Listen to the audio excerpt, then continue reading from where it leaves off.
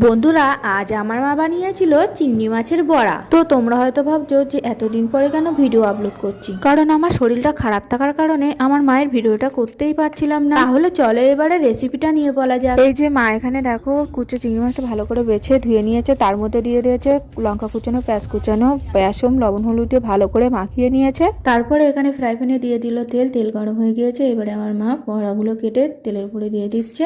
বন্ধুরা, এবার থেকে তোমরা কন্টিনিউ ভিডিও পাবে। আর তোমরা সবাই কেমন আছো এটাই তো জিজ্ঞাসা করতে ভুলে গেলাম। আর তার সঙ্গে ভিডিওগুলো কেমন লাগছে তোমাদের কাছে সেটা কিন্তু অবশ্যই কমেন্ট করে বলো। এই বড়াটা কিন্তু তোমরা সন্ধ্যের টিফিনেও খেতে পারো, গরম ডাল ভাতের সাথেও খেতে পারো, যেমন খুশি সে তেমন হয়ে খেতে পারো। এই দেখো গল্প করতে করতে কিন্তু আমার মায়ের বড়া ভাজা হয়ে গেছে।